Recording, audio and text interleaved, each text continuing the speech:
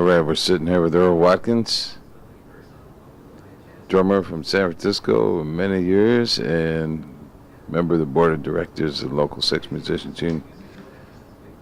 So,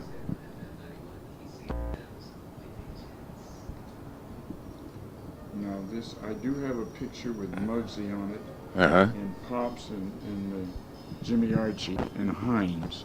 Darnell Howard, he wasn't there. I do have that picture. I'll get one over to you. So Earl, about what year did you start playing jazz gigs here in San Francisco? Well, let me introduce myself. John already has, but let me introduce myself. My name is Earl Watkins. I was born in the Fillmore District in the Western Addition. The house where I was born is still standing. It was a rooming house located on Sutter Street between Broderick and Baker. It would be on the north side of the street. And it's still standing. It was a rooming house. And of course, the first house I remember was 1420 Geary Street.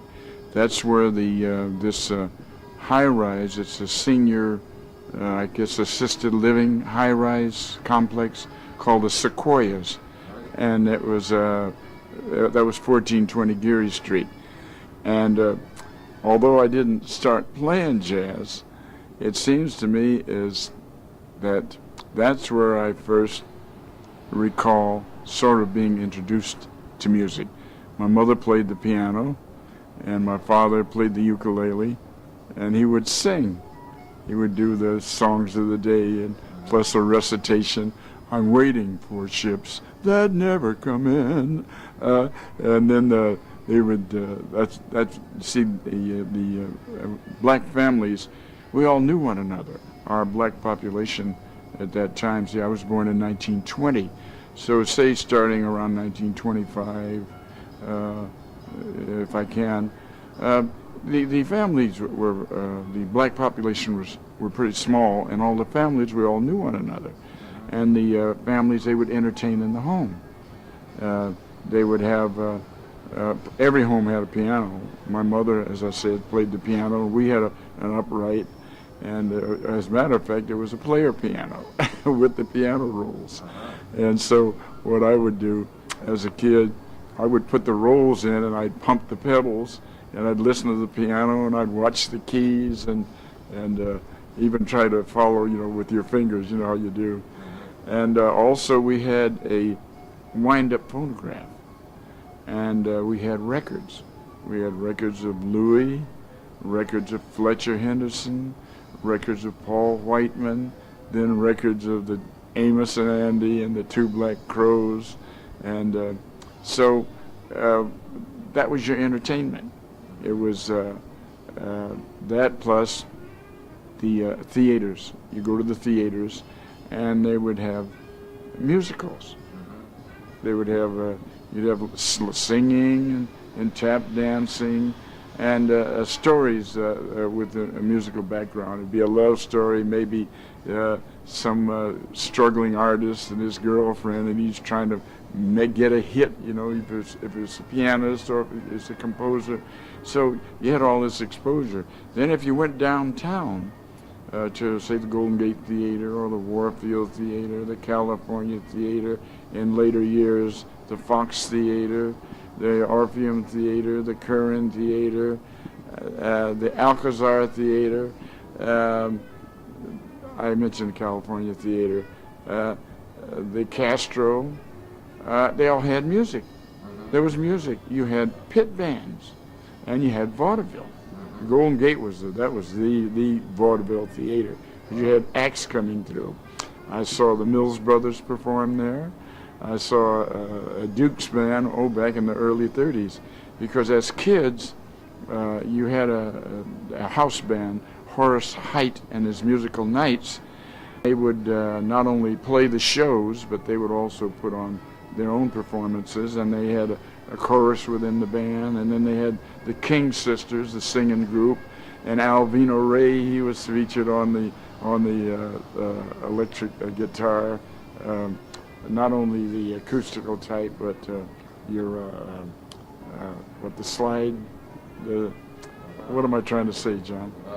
With the Hawaiian steel guitar. Pedal steel. Yeah, pedal steel. Yeah, and he had one that, and he had a name for it, and he could almost make it talk. You know, he could,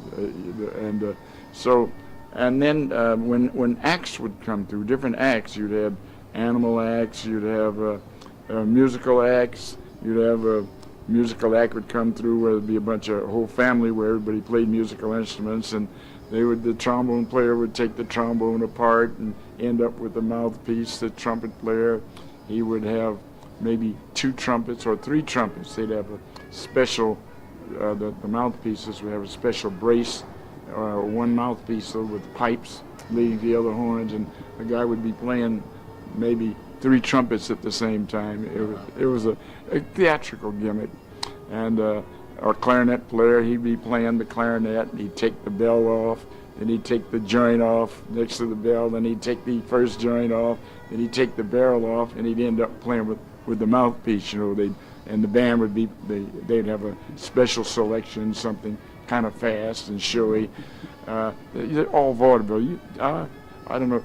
Are you from New York originally, John? Chicago. Chicago? Yeah. Well, you saw all that. Yeah. Do you remember the Oriental Theater in Chicago? Well, I moved out here in 1957. Oh, yeah. Well, even before then. My mother went to school with Mel Torme and Steve Allen. Oh, yeah.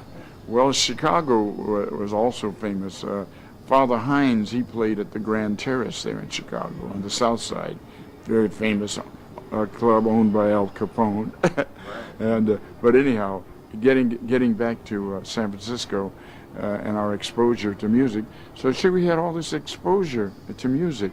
Even the neighborhood theaters, they'd have a small band. See, before the talkies came in, that's how they got the musical effects.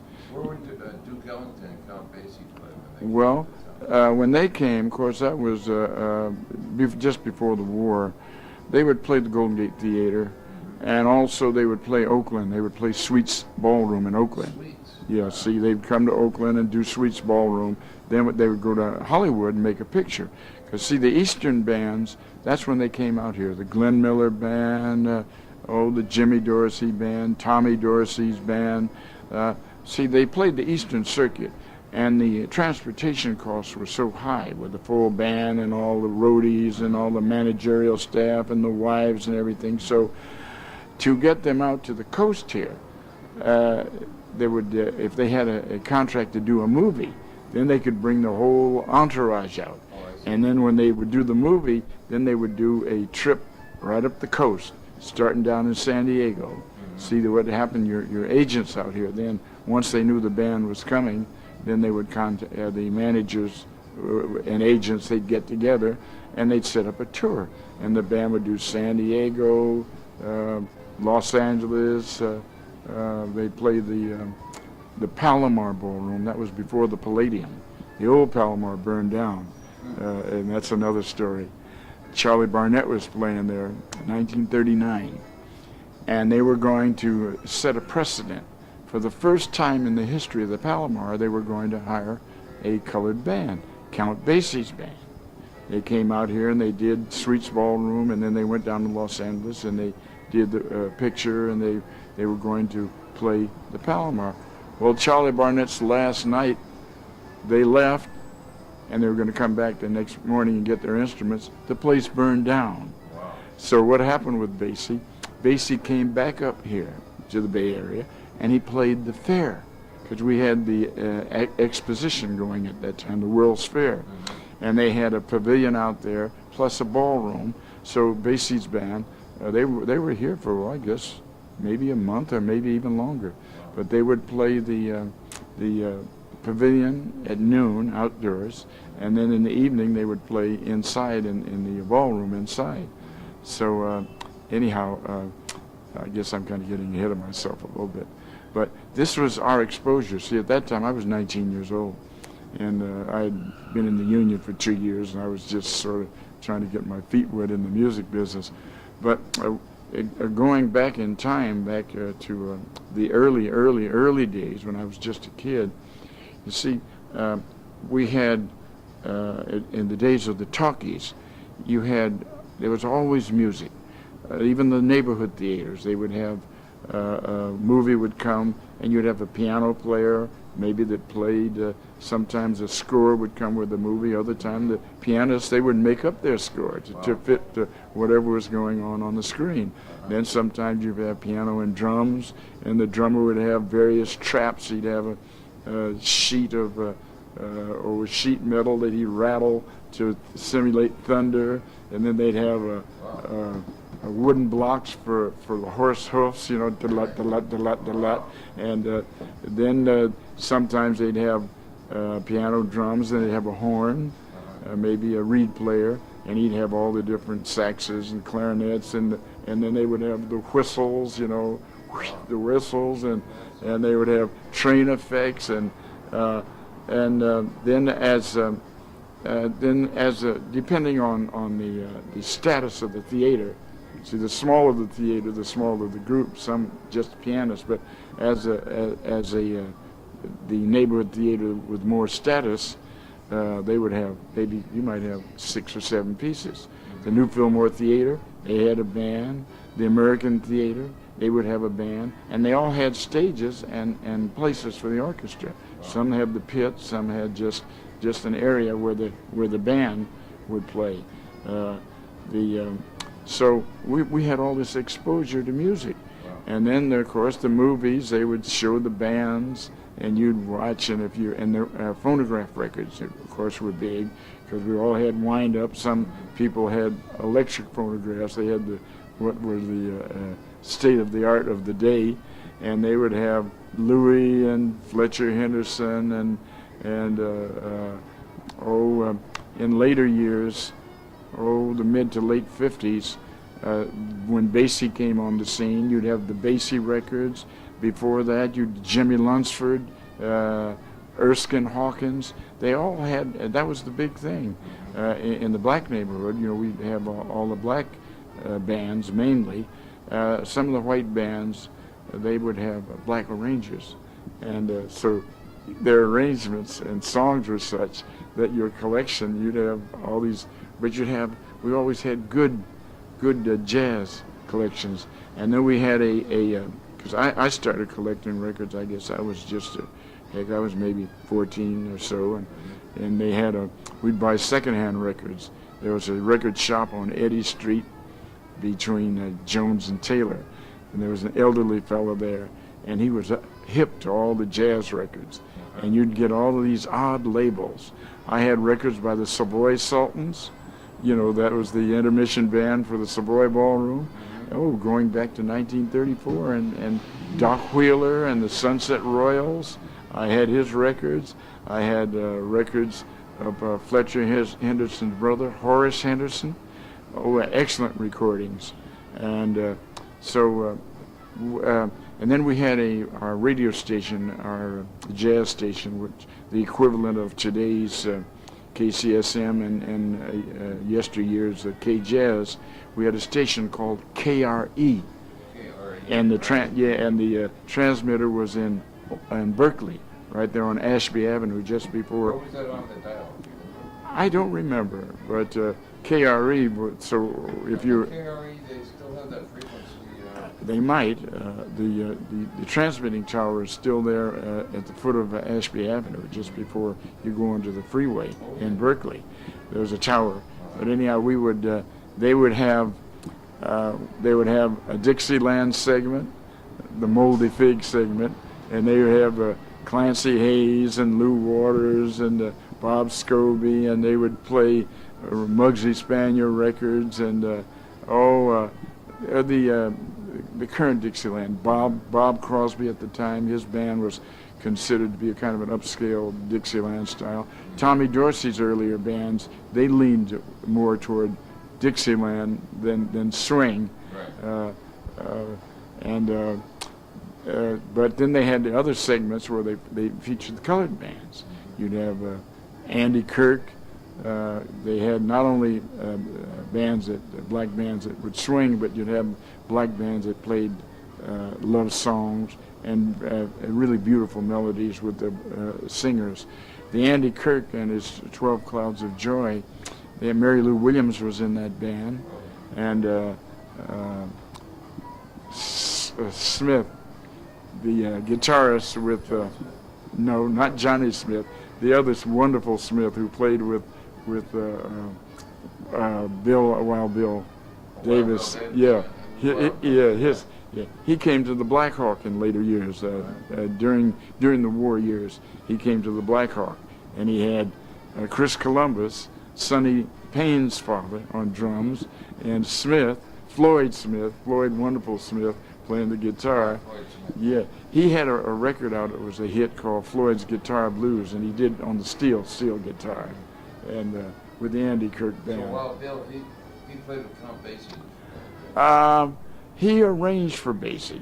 I don't think he ever played with the band. He could have, but Basie, did all the piano work. Right. And when Basie wasn't playing, then they just didn't have a piano. Right. You had Papa Joe and Freddie Green back there. Right. So, When about did you start to see the Hammond organ coming into? Hammond organ, well, the Hammond organ, Fats Waller, going back to the early to mid 30s with the Jitterbug Waltz and some of the other tunes, Fats, he put out albums and recordings on the organ. And at the time, it was Hammond. Hold on 1 second. I think it's 1625. I lived in Berkeley, right there, one block from the school, growing up from the on Derby. Yeah. We came out there in 1957. We moved down to Arch Street. Arch, yeah. Between let's see, Glen and Rose. Yeah. You were up North Campus. Right. Sure. Yeah. Now my mother lives up at the top of Euclid Avenue. Oh yeah. But getting back to the organ. Fats Waller was one of the first guys. Fats Waller was one of the first, really, not actually the first, because you had Ethel Smith and then another lady, Edna Fisher. Edna Fisher. Yeah, she used to do concerts right there at Sherman and Clay on Sutter and Kearney, up in the mezzanine. Right. They had and she would do in the middle of the day. She would play for a couple hours on the Hammond, and the Hammond Fats, naturally, he recorded, and then I think I'm trying to think of who the heck else did organ. I think in the 60s, I think that's early 60s, maybe late 50s. That's when they sort of the jazz organist, and of course Wild Bill Davis. He was in there before Jimmy Smith. Yeah, he was in there before Jimmy Smith, and then some of the clubs, our clubs around here, we had some organ players here. Slim Jenkins in Oakland, they had an organist, a girl organist named Bobby Brooks, who played Hammond. She was very good. She was his house organist for ages, and then when she left there, she played at a place called Patty's on Grand Avenue in Oakland for ages and ages. And then there was another girl, Dell Graham. She played piano and organ, and Inez Jones. I know she played piano. I don't know whether she played organ or not, but they were people that went on the job and stayed for years and years. Right. They were primarily entertainers, and they played excellent songs. And Bobby she was outstanding. She was really an excellent organist. She did the footwork, in unison, the left hand and the foot. Some of them just did the left hand on the lower keyboard, but Bobby played the foot as. Oh yeah.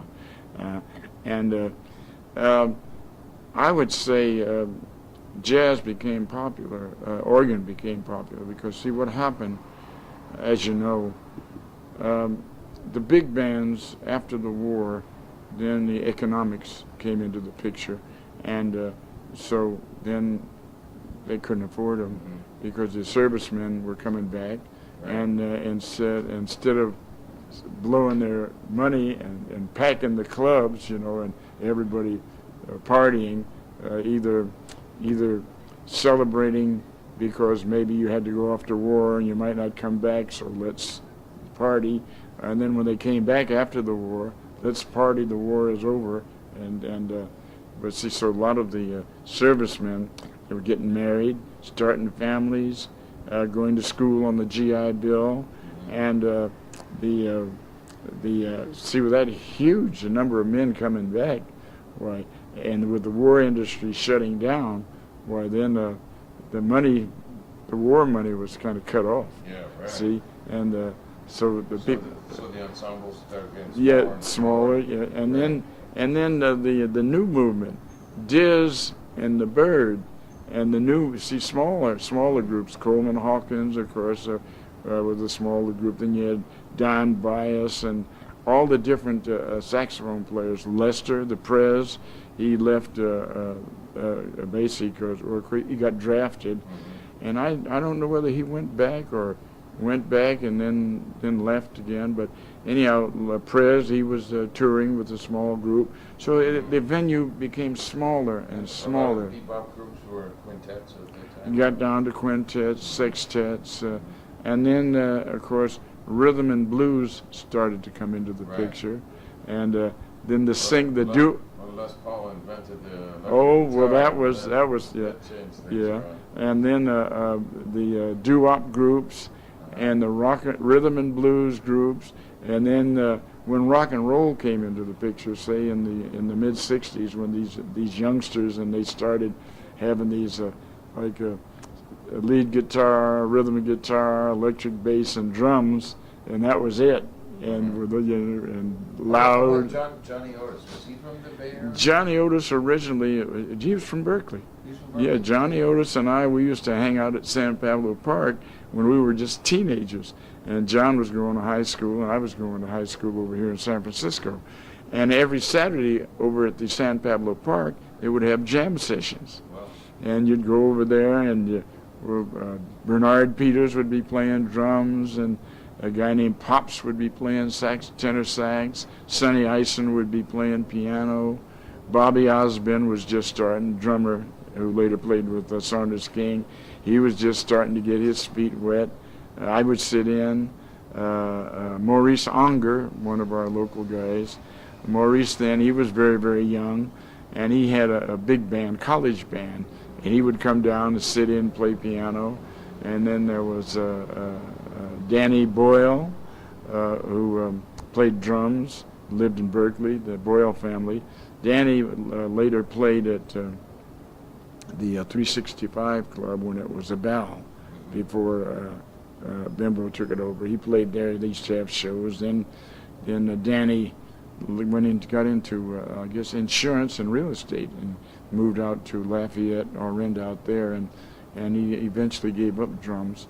And his son, Danny Boyle Jr., he now is the prop man, sets up all the props for the Lesher theater there in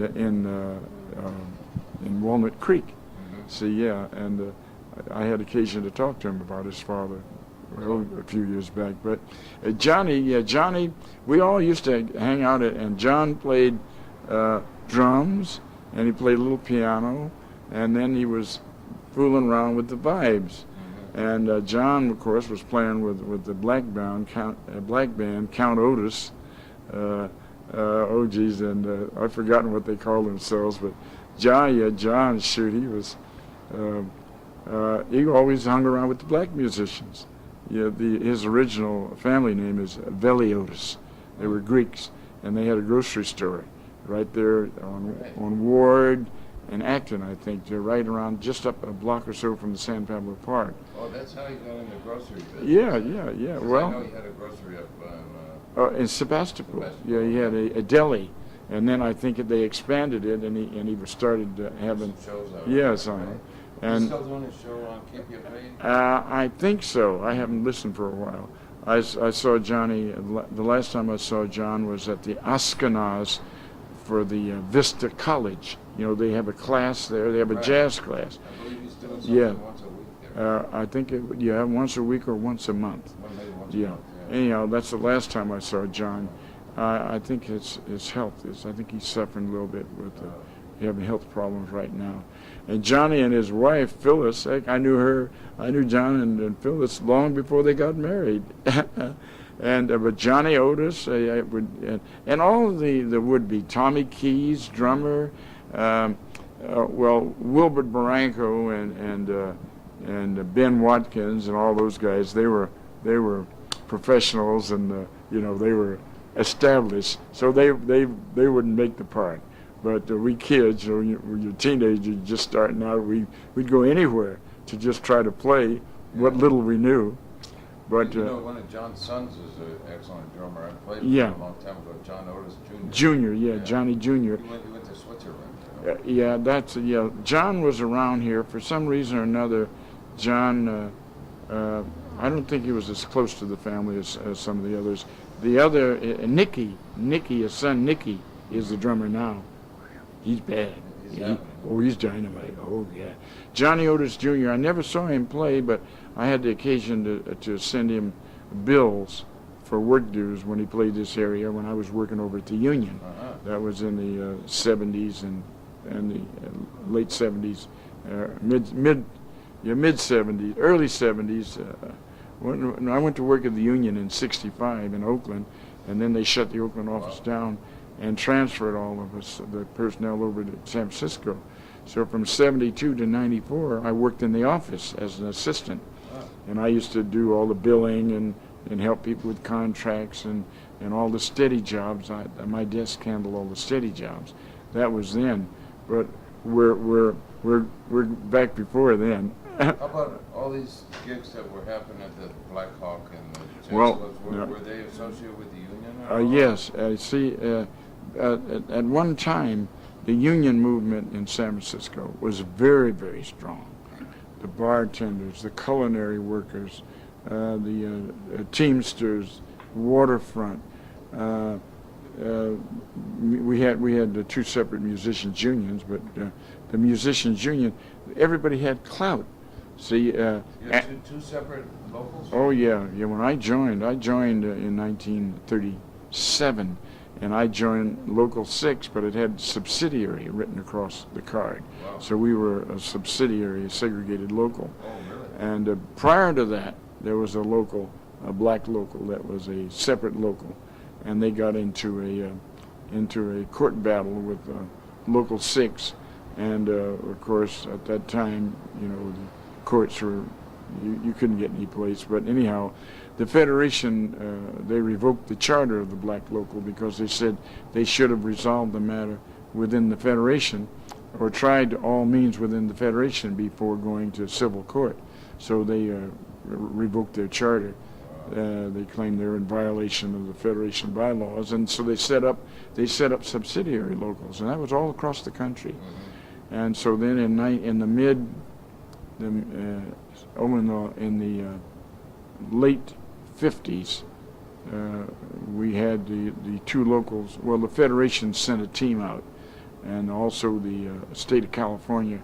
They charged under the FEP, Fair Employment Practices Act. They said that we were in violation. The locals were in violation, having separate locals in the same trade like that.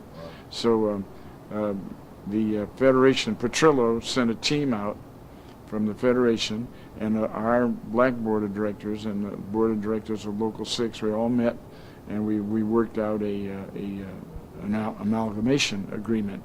And in the second quarter of 1960, April 1st, our merger became effective.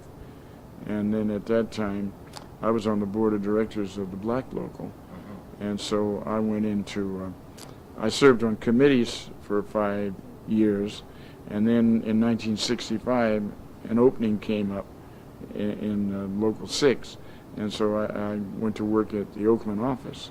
I got appointed to that office. Wow. And then of course, when they shut that down, all the personnel came over here.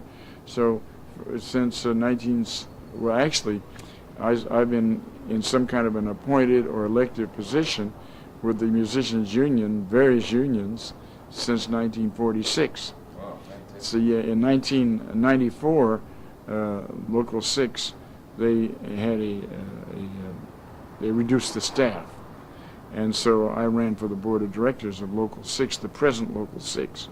And I got elected to the board, and now I'm serving my third elected term. Oh, yeah, I got the highest number of votes this last time, and so I'm a trustee for the Local 6, so it's a long trip. Of course, I've been here for so long. Well, I always tried, we've always tried, we assistants, to help the members as much as possible. Anybody calling in with a problem or calling us at home, we did the best we could to help them out, because sometimes musicians, they're fine on their instrument. They can look at a sheet of music, as complicated it is, and play it or work it out.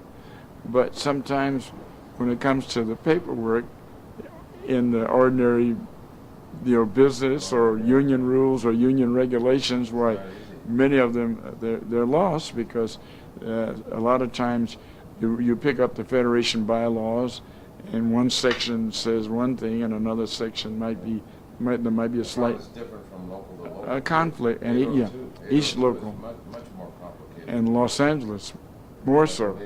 But you see, when you get into the locals like that 802, look at what you've got going there. You've got theaters, you've got radio, you've got television, and you've got all sorts of stuff going. The organizing department is very active. Oh yeah. If there's somebody who's doing non-union things on Broadway, they come in front of the theater and they inflate a giant rat. Oh yeah, well, and then they get the press out there and informational picketing. Yeah. But see, it's pretty effective. Well, but see, it's so complex, and you have so many different facets going. Same with Los Angeles. Right. You got the movies, you've got radio, you've got TV, and what else you got? Cartoons, Disneyland. You look at all the various. There are all these different facets. Right. So. It's a little bit different down there, and they're pretty well organized too. And nowadays, a lot of the jazz musicians are hesitant to join the union, or they've been in the union and then they go out of the union and they get kind of a chip on their shoulder about it, So I've been trying to talk some of them to get them back in, because if you can become a vested member eventually, it's a great thing. You see, they have a pension. A union, I'm drawing pension because I'm vested, and I've been in the pension department. Actually, my first introduction to a deduction for pension purposes was in Canada in 1961. All the musicians playing there, be you local or traveling, you made a contribution into the pension fund. In 1961, the fund was established in 1959 originally, and it applied mainly to recording musicians. But then as the years went by, they managed to bring in a lot of other things. Local 6, we went into the plan in 1965 because we had collective bargaining agreements with the hotels. There was a hotel association, so we were able to negotiate the pension into that. Our symphony, you have the Symphony Association, the Opera Association. We had a restaurant, Goldgate Restaurant Association, and you had the East Bay Restaurant. The TV bands too, they would get something. Yes, with the TV, well, you get into radio and TV. That's a different union. That's I've forgotten the. Bob Crenshaw was telling me he accrued quite a pension from his Sesame Street. Oh yeah. Oh well, yeah. We see if you're on Sesame Street. See what you do. You join. It's not ASCAP. It's something else. It has to do with radio recordings and TV broadcasters. See, you join that, and so you're even though you're a musician, and they have. Some of your other locals like that broadcasting. Janet, I should any National Association Broadcasting. Something like that. Any other time I could tell you, but sometimes I have senior moments. But I want to get to Earl Father Hines. So how did you hook up with Earl Father Hines? Well, after I got out of service, before I went into service, I was just just playing around with little small bands. Going back, I remember I told you my mother played piano. She wanted to give me piano lessons, but I wouldn't do it. I wanted to go out and play cowboys and Indians. I've kicked myself 1,000 times for not. But what happened, I went to a teenage dance there one time, and I saw this drummer playing. One foot was doing one thing, the other foot was doing the other thing, and then their hands were doing something different. And I asked him, how can you do something different with each appendage? How the heck can you do that and keep the time? He said, would you like to learn? Well, I said, sure. He said, okay. He gave me his address and said, come by my house. Now, he said, I've offered many youngsters this chance. Now, don't you disappoint me like they did. Well, see, he was a doorman and a musician on the side. And he had a split shift. So during his split, he lived just around the corner from me. And I would go by his house. And the first time I went by, he put on the Benny Goodman trio with Gene Krupa and Teddy Wilson and Gene Krupa, and they were playing. What were they playing? Oh, God, what in the heck tune were they playing? Something like T for Two or something, some tune. And he said, okay, listen to the drummer. What do you think? You think you can follow him? So I was listening, and he was playing with wire brushes, so he was just tapping with one hand and sweeping with the other. You could just tell from listening to it. And so I tried to get the effect, and I was able to keep time. And so I bought a practice pad from him. He gave me some sticks. And so I would go by his place and practice with the records. And I bought a book. I didn't know what it was all about, but he had a book. So anyhow, in the meantime, Mr. Thompson, the barber, he had been in the cavalry back in the Midwest during World War I, cavalry band. And he had a basement full of instruments and music. So he started a teenage band, and they recruited me. And we had Wilbur Cannell on the piano, and Emil Clifton was on the clarinet, and geez, I forgot him. We had a couple of people from Oakland, and Mr. Thompson was on the saxophone, and he would guide us. And so in the meantime, there was a fellow named Jimmy Brown, bass player, and he was forming a band. And Jimmy Brown, he had been taking lessons from Vernon Alley, and so he formed a band. And in the band, Gene Godfrey and Bill Godfrey, two trumpet players from Oakland, Melvin Parks, saxophonist from Oakland, Al Levy, who played guitar from Oakland, and then sometimes he would have Eddie Matthews from Oakland, or sometimes we'd go to Oakland to Eddie Matthews' house. He played piano. He worked, I think, in some kind of an iron plant in the daytime, but he would play music. He was a good piano player. And they would have the charts. They'd have these small stock arrangements. Jimmy Lunsford 4 or 5 times, Margie and the Tommy Dorsey's Marie, and with the vocal ensemble. And so anyhow, I couldn't read any music, so Jimmy Brown took me down to the Golden Gate Theater, and this had to be in the late 30s, maybe around 1939.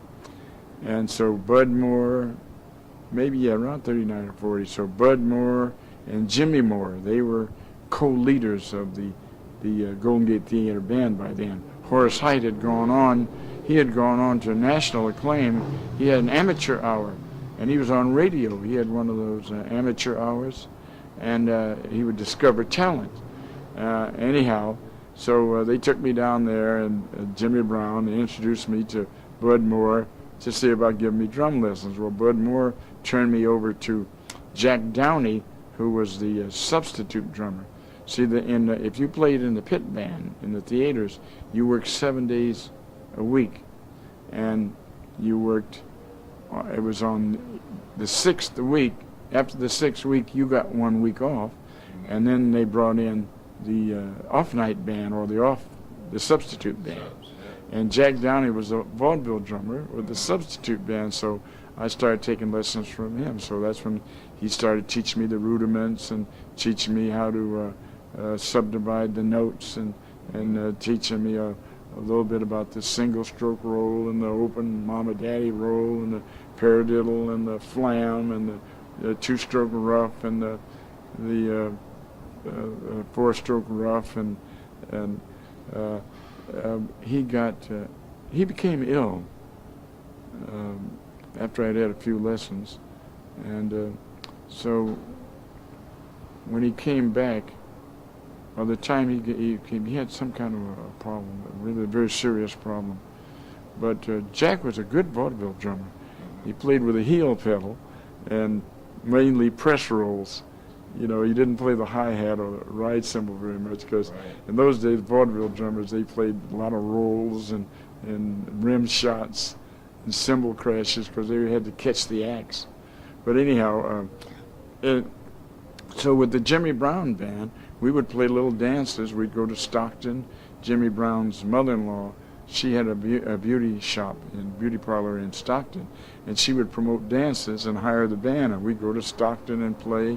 And I remember New Year's Eve, I think it was 1937 or 38, I played a New Year's Eve gig in Vallejo, at this hotel in Vallejo, and then later I recall playing another New Year's Eve in Orinda at the Casa Orinda, at the Orinda Crossroads, so that had to be maybe around 1940. So in the meantime, we would have our union meetings in Oakland. So in 1942, also, let me get back. There was another pianist named Pat Patterson, and he used to, I used to go by his house, and Pat used to always have a little group. He'd be rehearsing a 2 or 3 piece group, and so I would play drums with him. And so Pat also would play after-hour spots, and I was maybe 19 years old, so I can remember Pat having this gig at Minnie's Can Do. That was on Fillmore between Bush and Sutter. I beg your pardon, between Bush and Pine, right in the alleyway. The building's still there, but it's a restaurant now. And we'd go there and we'd play after hours. I think we'd make $2. But, you know, in 1939 or 40, $2 was $2. Yeah, right. Yeah, that was just before the Pearl Harbor. And then Saunders King, by then, he had taken over the Wesley Peoples band. See, Eddie Alley and Wesley Peoples, they formed a band, and they brought Vernon into the band. They were teaching him. And so Wesley died. He had tuberculosis. And then when he died, then the fellows in the band, they recruited Saunders King. Saunders was on the radio by then. He was one of the first black artists to appear on radio here in the Bay Area. And so they got Saunders to front this band, and so they had an agent, and they used to do dances. They'd go all up to Sacramento, all up in the valley, all up around Napa, and they'd play dances. And when the regular drummer, Norval Maxey, he had this little job at the Drum Club, which was on Turk and Jones. Just as you turn Jones going west, the second building, there was a little club called the Drum Club, and Rose Murphy was the piano player, and the two of them were playing. So I would take his place with her when Maxie would go off to play these gigs with Saunders King. So anyhow, that's kind of how I sort of got started. And then when in 1942 we were at one of our union meetings, our black union. We used to meet in Oakland. Sometimes we'd meet at the Elks Club over there. Sometimes we'd meet at the home of Jimmy Simpson, who was a business agent, black business agent at that time. And so one of the meetings, this chief petty officer in 1942, this was right after Pearl Harbor, this chief petty officer came. He was a musician, and with gold stripes all on the sleeve. Oh man, Chief Frank Sunday. And he approached us. He said the Navy was recruiting black musicians. They offered us shore duty, and you would be ship's company bands at different naval bases, and you would live off the base, and you would be given quarters. I came in, yeah, and what they did, they recruited. They went up and down California, and they recruited in Los Angeles and up in Northern California. So when we finally got together, so they recruited us, and then they put us on leave until they got the band together. As much of the complement, they wanted 45 men, so we had around about 37 men, and so what happened? They recruited all the guys. Many of them were 1A. You know, as musicians, were all young men and men in their early 30s, early 20s, mid 20s. Some of them 19. Some guys in their early 30s. So everybody jumped at the chance. Walter Thomas, the barber, he played tuba from Louisiana. New Orleans, played tuba. He joined. Dan Hamilton played trombone. He was insurance. He joined. Wilbert Barranco, who was one of the best cats. Huh? Oh yeah, Jerome Richardson at that time. He was starting. Jerome was a youngster. Jerome Richardson, Wilbert Barranco, Vernon Alley. Then I joined. Then we had Otis Edmondson, played saxophone. He joined. Then the Los Angeles contingent: Buddy Collette, Jack Kelson, Marshall Royal, Ernie Royal, Herman Grimes, Ralph Bledsoe from Los Angeles, and Marshall. You know, Marshall had played with Les Height, and he was the mainstay with the Les Height band. And his brother, see, they were in the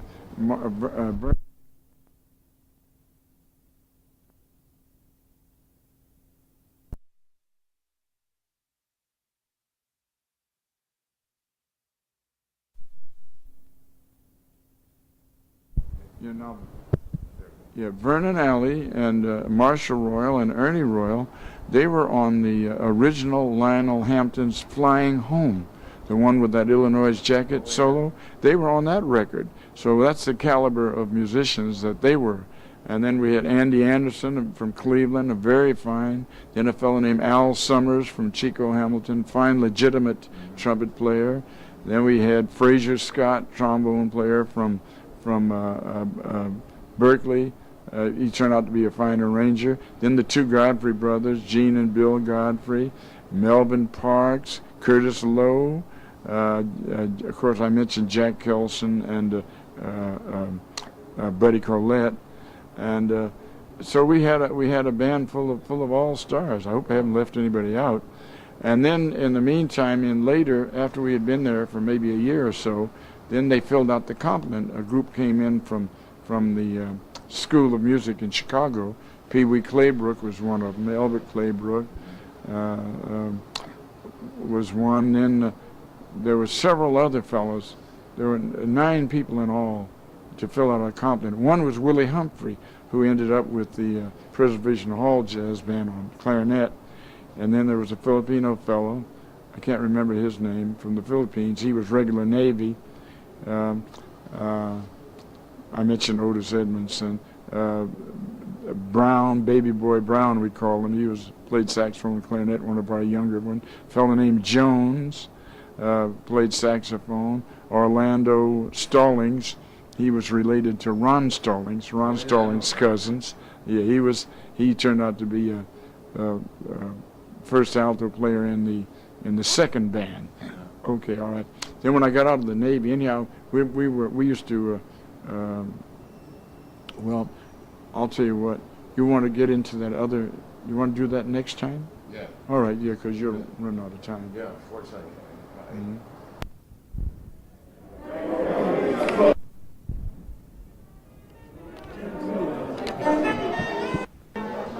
Test.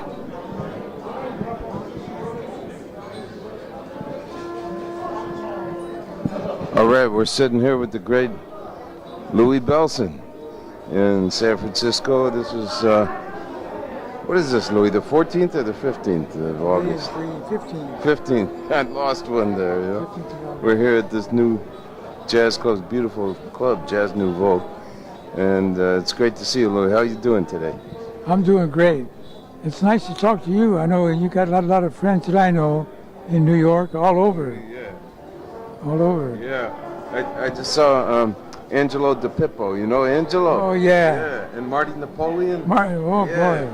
And you mentioned Bernard Purdie, Yes, sir. one of my favorite players. Oh, yeah. The Pretty Purdy. Yeah. We might be going to China in October. We're hoping to Is right? do something over there. Oh, Yeah. that's wonderful. So you moved out to the West Coast now, Mr. Bellson, yeah? I did. I spent half my time in San Jose and the other half in LA. So it's nice. I like San Jose. It's very nice people, a getaway spot. And I can get back into the hustle and bustle in LA, play gigs. But I'm still on the road, playing gigs all over. That's beautiful. Still doing it. You still got it, babe. You know? Yeah, thank you. That's great. So, do you get over to Europe very much? I do. I play the North Sea quite a bit. Last year I played Bern, Switzerland with Ray Brown before he passed away. Wow. That was we were reenacting Norman Grant's Jazz at the Philharmonic. So a lot of the guys were there. Ray Brown, and, James Moody, Frank West, everybody was there. Fantastic. Mickey Roker and I were the two drummers. So I know you have a long association with the Zildjian company. So I imagine those symbols came right from the source, right from Armin. Yes, they did. Zildjian, huh? They came right from his hands. I believe it. Yeah. In fact, they did a Drummers Achievement Award in 1998 where they honored 4 drummers, Max Roach, Roy Haynes, Elvin Jones, and myself. And coming up next month, September 13th, they're doing one on Armand Zildjian and Steve Gadd. Wow. And Bill Cosby as the MC. Oh, fantastic. So that company, Zildjian Company, has been dear to me. They make fine products. Yes, they do. There's something else. Well, they're sure sounding good here in San Francisco tonight. Yeah. Yeah. Do you ever show up at some of the trade shows, the NAMM shows? Oh, yes. Yeah. The last 2 years I made the NAMM show. Oh, wonderful. Uh-huh. And your big band, do you still get all the guys together for some outings with the big band? I still do. Because of the economic situation, it's hard to book a big band anymore, you know? But I have a big band in L.A., all the guys. That's beautiful. And you've been with Gerald Williams for a while now. Oh, I played with Gerald off and on the last 30 years. Wow, that's beautiful. Yeah. And Don Menza also. Yeah. Jeff Chambers is new to me. I just started playing with him this year. Wow. He's a great bass player. Wonderful. Yes. Yeah. We're like 4 peas in a pod up there. Yeah, man. Yeah. I like how you call your band an organization. That's right. That's right. Yeah. Yeah, man. Well, your sound is so great, and you're a great inspiration to all the younger cats, you know. As you're up there, you're still looking great. You've got all the finesse and great touch, you know. And do you have a few words for the younger cats that are coming up today? A few words of advice? I do have. I think it's very important for the young drummers today to spend time on their craft. Know where you came from. Know about Baby Dodds, Joe Jones, Big Sid Catlett, Shelly Manne, Baby Tough, all those great players. Know about them. That's great history. And bring it up to date. When you hear people like Elvin Jones and Dennis Chambers, Vinnie Colaiuta, Dave Weckl, all these beautiful young players are really doing it. And above all, keep your head and your body straight. Don't get into any drugs and things because it doesn't prove anything. Spend your time on your instrument and have fun with it. Have a ball playing music and carry on. That's beautiful, Mr. Bellson. One last thing. This is going to go to Norddeutsches Rundfunk, NDR radio up in Hamburg, Germany. Oh, that's wonderful. I know you've been up in the north part of Germany and Denmark quite a lot. Do you have any words for the people up in the north there? Oh, if you see Herb Geller, give him my very best because he's a dear friend. I had the chance to have him in my big band, and I played with him on records. He's a fantastic guy and a great player. Please give him my best. I sure will. But in Europe, you know, jazz musicians, they roll out the red carpet for jazz musicians. They really respect that American music. And I have enjoyed every year that I've gone over there. Switzerland, Germany, Italy, Sweden, Helsinki, all over. And even in Japan. Right. Great audiences. So you played with some of the radio big bands over there? Oh, yes, yes. Uh-huh. Some wonderful musicians over Oh, there. great musicians. Yeah. And you said you went to Russia. Yes, sir. I just came back from Moscow. Well, they got some great musicians over there, too. Yeah. I played with the great accordion player Vladimir Danilin and Igor Budman, this scorching tenor saxophone player. Yes, I know that young man. I met him when I went over there with Pearl years ago. What year was that you went over to Russia? It had to be in the early 70s, late 60s. Wow. And she spotted Igor Budman in the audience. Said, "Are you a drummer?" He said, "No, I'm a saxophone player." That's my first time I met him. Yeah. He's a fantastic talent and everything. He's just tearing it up. He's got his own 18-piece big band. And that they're great? coming to New York in September to join forces with Wynton Marsalis's Lincoln Center Jazz Orchestra. Oh, that's They wonderful. have a double big band, September 18th and 20th. Well, if you see him, give him my best. He'll recall the incident with Pearl. Okay. Yeah, he'll be I'll be in touch with him. I'm going to see him in New York. Great. So I'm sure he's going to light up when I tell him Great. they bring regards from Mr. Bellson. great. Thanks a lot. Thank you. Thank you very much. It's a great honor speaking with you. Same goes with me. Keep up the great work. Thank you. Thanks, Mr. Bellson. You're the best.